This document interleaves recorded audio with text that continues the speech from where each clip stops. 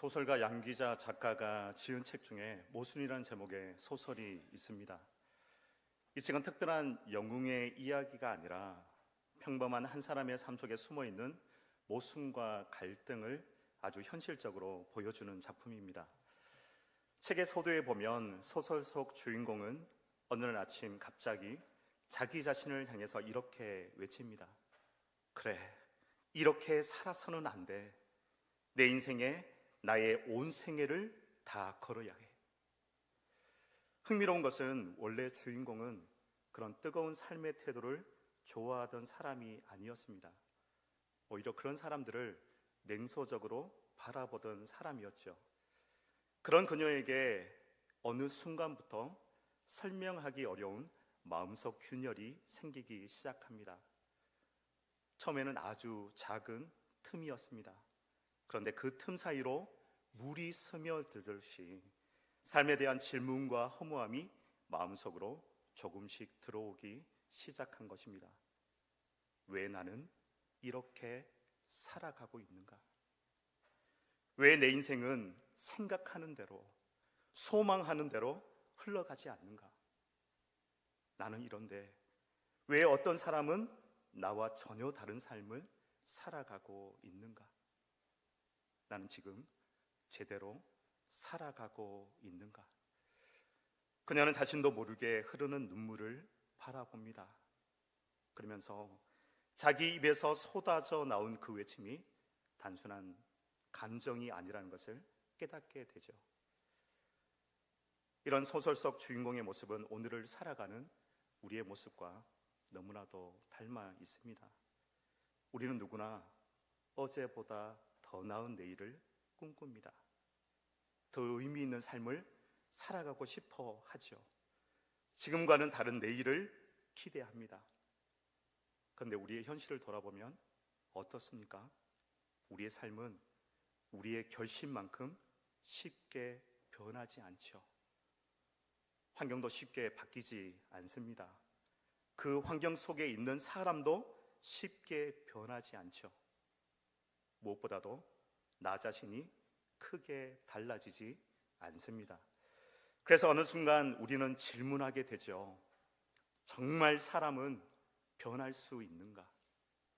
정말 내일은 달라질 수 있는 것인가? 정말 우리의 인생에는 소망이 있는가?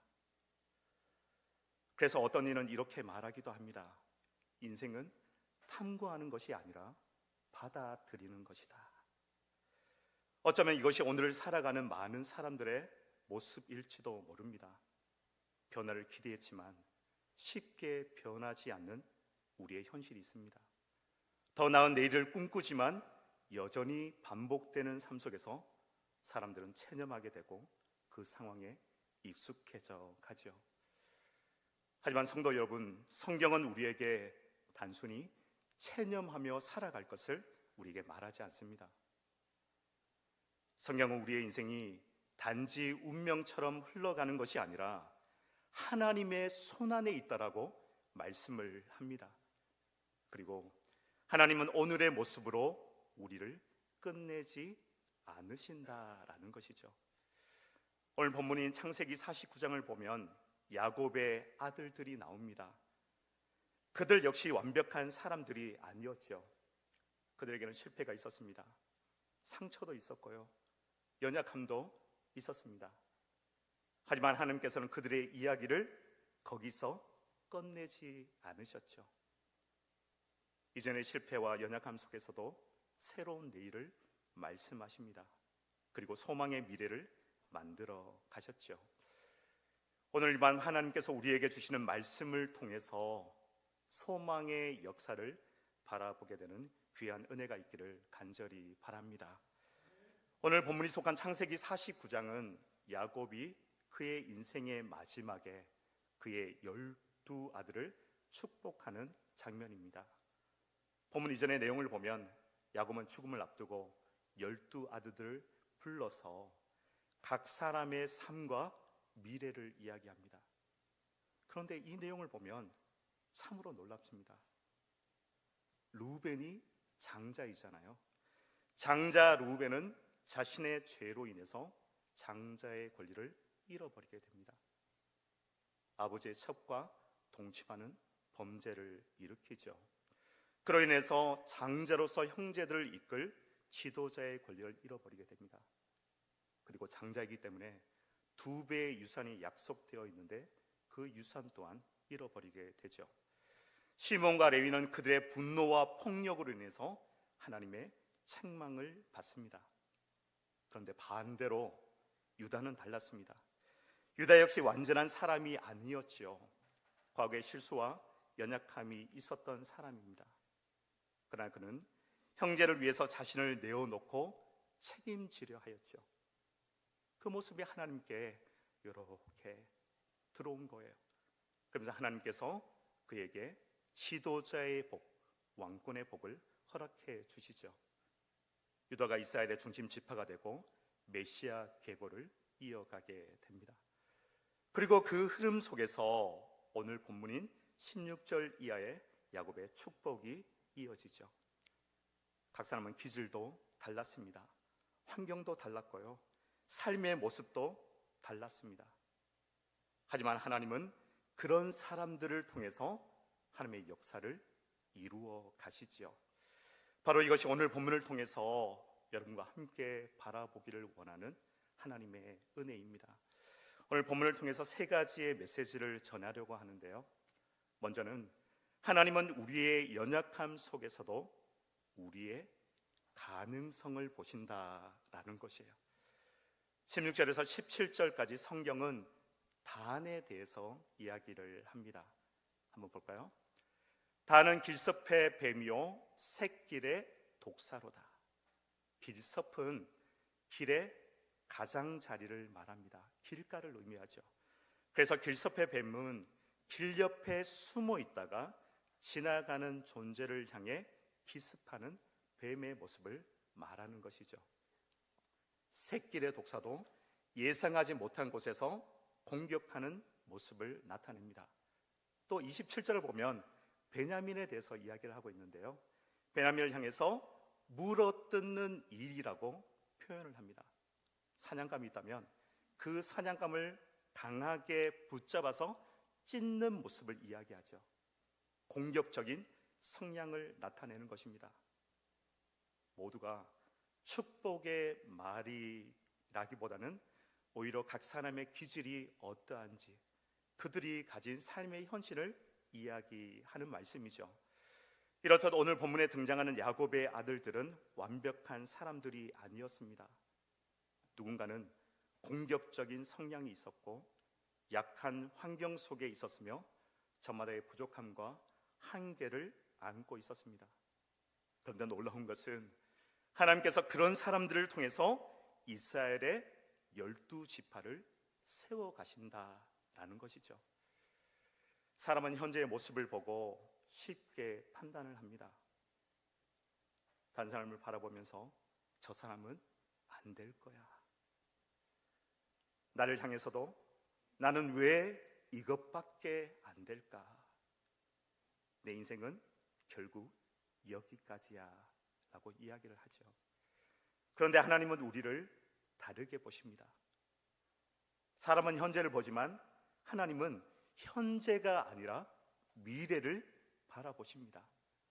사람은 한계를 바라보죠. 그렇지만 하나님은 한계를 바라보는 것이 아니라 하나님은 가능성을 바라보시죠.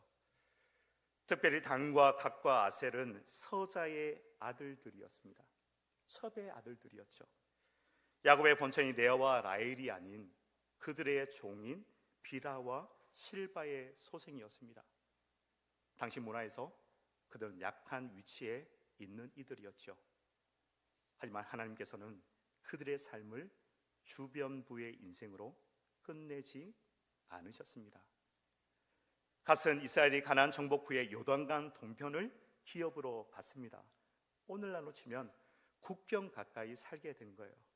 그러니까 가장 먼저 외부의 침입을 받게 되죠. 하지만 그들의 공격에 다시 일어나는 지파로 소개를 합니다. 아셀 또한 부족함 속에서도 풍요의 복을 누리는 지파로 소개가 되고 있죠. 이것이 하나님의 은혜인 것이에요. 하나님께서는 지금 우리의 약함과 실패와 환경 너머에 있는 가능성을 바라보십니다. 그리고 그 손으로 우리를 빚으시고 다듬으시고 하나님의 때에 가장 아름다운 모습으로 이루어 가시죠. 르네상스 시대를 대표하는 이탈리아의 조각가이자 화가, 건축가가 있습니다. 누구일까요? 미켈란젤로이죠. 미켈란젤로에게는 유명한 이야기가 있는데요.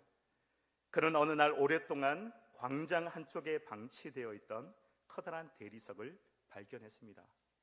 그 돌은 이미 여러 조각가들이 포기한 돌이었죠.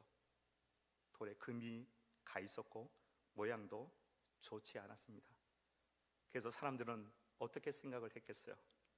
저 돌은 필요 없어. 이미 망가진 돌이야.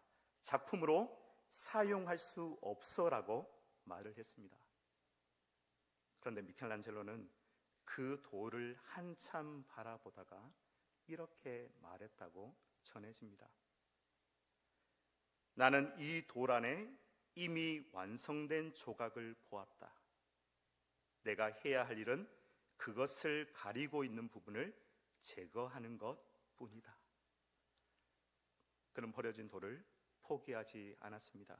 그리고 오랜 시간 정성과 인내로 다듬어 갔죠. 그리고 마침내 그 돌에서 탄생한 작품이 바로 이것입니다. 사진 보여주실래요? 네, 피렌체 시노리아 광장에 세워졌던 다비드 상입니다. 너무나 아름답고 멋있지 않습니까? 골리앗과 싸우기 전 다윗이 가진 인간적인 두려움과 긴장, 그럼에도 하나님의 안에서 가지는 그의 믿음의 확신을 아주 섬세하게 표현하고 있는 걸작품이죠. 사람은 깨어진 돌을 봅니다. 사람은 현재의 모습과 부족함을 바라보죠. 그러나 하나님께서는 우리 안에 아직 완성되지 않은 하나님의 작품을 바라보시는 거예요. 그래서 하나님은 우리를 포기하지 않으시는 것입니다. 오늘도 그 은혜가 우리와 함께 하고 있습니다. 그 은혜 안에서 하나님께서는 우리를 다듬으시고 하나님이 원하시는 모습으로 우리를 놀라운 하나님의 작품으로 만들어 가실 것입니다. 다음으로 하나님은 고난 속에서도 우리를 자라게 하신다라는 거예요. 오늘 본문에서 가장 길고 풍성한 축복을 받는 사람은 요셉입니다. 22절 말씀 우리가 함께 읽도록 할까요? 22절 말씀입니다. 시작. 곧 샘 곁에 무성한 가지라. 그 가지가 담을 넘었도다. 아멘. 참 아름다운 표현이에요. 요셉의 인생이 이와 같았다라고 이야기를 하는 것이죠. 그의 인생이 샘 곁에 심겨진 나무처럼 풍성하게 열매 맺는 인생이 될 것이다 라는 것이에요. 우리의 인생이 이와 같다면 얼마나 좋겠습니까? 그런데 요셉의 삶을 생각해 보면 참으로 놀라운 사실이 있습니다. 그는 형들에게 미움을 받았죠. 미움을 통해서 죽음의 위기까지도 맞이했던 사람입니다. 노예로 팔려갔습니다. 억울한 누명을 써게 되었습니다. 감옥에도 갇혔죠. 인간적으로 보면 실패와 상처가 가득한 인생처럼 보입니다. 그런데 하나님은 그런 요셉을 향해서 오늘 무엇이라고 말씀하고 계십니까?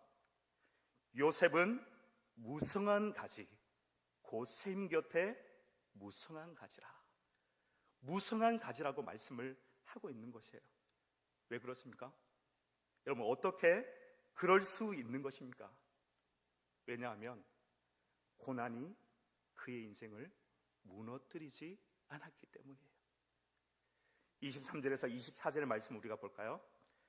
활 쏘는 자가 그를 학대하며 적개심을 가지고 그를 쏘았으나 요셉의 활은 도리어 굳세며 그의 팔은 힘이 있으니 이는 야곱의 전능자 이스라엘의 반석인 목자의 손을 힘입음이라.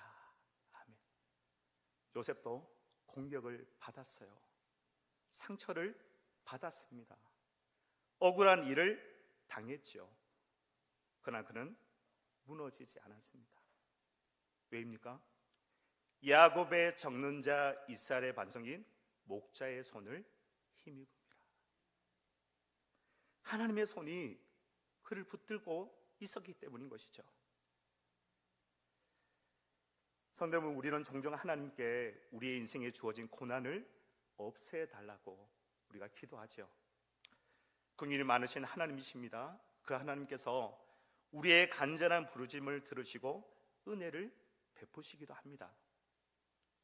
그런데 하나님은 우리를 향한 뜻과 계획을 가지고 계시죠.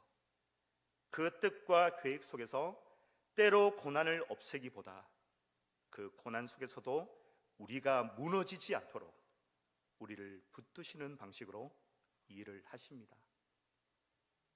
요셉의 인생은 고난이 없는 인생이 아니라 고난 속에서도 하나님이 함께 하시는 인생이었죠. 전능자의 그늘이라는 책의 저자인 엘리자베스 엘리엇을 아시는 분 계실 것입니다. 짐 엘리엇 선교사의 아내인데요, 남편을 선교지에서 잃었죠. 복음을 전하던 남편이 현지 부족의 창에 찔려 목숨을 잃는 큰 고난을 겪었습니다. 당시 그녀의 곁에 10개월 된 딸이 있었습니다. 누구나 하나님을 원망할 수 있는 상황이었죠. 절망 가운데 있을 수 있었습니다. 그런데 그녀는 시간이 지난 후에 하나님의 은혜 안에서 다시 남편이 죽은 그 선교지로 돌아가 복음을 전했습니다. 그리고 이런 고백을 남겼어요. 당신이 지금 겪는 고통 중에 하나님의 손에서 벗어난 것은 하나도 없습니다. 이 말은 고통 자체가 선하다라는 뜻이 아닙니다. 오히려 우리의 눈에는 이해되지 않는 순간에도 하나님이 우리를 여전히 붙들고 계시다. 그 고난조차 하나님의 손 밖에서 우연히 일어나는 일이 아니다라는 믿음의 고백인 것이죠. 우리가 고난 속에서 하나님의 뜻을 이해하지 못할지라도 그런 우리에게 분명한 사실이 있죠. 하나님께서는 우리를 구원하시기 위해서 하나밖에 없는 외아들을 십자가에 내어주시면서까지 우리를 사랑하셨다라는 사실입니다. 그리고 그 무한한 사랑으로 오늘도 하나님께서는 우리와 함께 계시다라는 것이죠. 이 사실이 오늘 우리가 고난 속에서도 믿음 안에서 인내하고 소망을 가질 수 있는 이유가 되는 것입니다. 그 은혜가 우리를 하나님의 사람으로, 하나님의 나를 위한 하나님의 뜻과 계획 속에서 오늘도 우리를 자라나게 하는 것이죠. 마지막으로 하나님의 구원을 기다리는 사람에게는 어제보다 나은 내일이 찾아옵니다. 오늘 설교의 제목이죠. 본문을 보면 야곱의 자녀들에 대한 소개와 그들을 향한 약속이 이어지다가 갑자기 야곱의 기도가 등장합니다.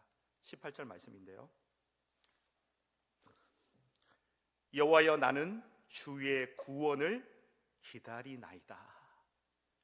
왜 갑자기 이와 같은 그의 기도가 나오는 것입니까? 야곱은 인생을 살아보니 인간의 힘만으로는 미래를 만들 수 없다는 것을 깨달았기 때문입니다. 야곱 자신도 완벽한 사람이 아니었죠. 평생 속이며 살았습니다. 그래서 늘 그의 곁에는 두려움이 있었죠. 그의 믿음은 끊임없이 흔들렸습니다. 그런데 그의 인생을 하나님께서 끝까지 붙들어 주신 거예요. 그래서 그는 인생의 마지막 순간에 이렇게 고백합니다. 나는 주의 구원을 기다립니다. 성도 여러분, 그리스도인의 소망은 자기 자신에게 있지 않습니다. 세상은 우리를 향해서 내 자신을 믿으라라고 이야기를 합니다. 나의 능력으로, 나의 열심으로 못할 것이 없다라고 우리에게 끊임없이 이야기를 하죠. 하지만 성경은 우리에게 그와 같이 말씀하지 않습니다. 성경은 우리에게 우리 자신이 아니라 하나님을 기다리라라고 말씀합니다.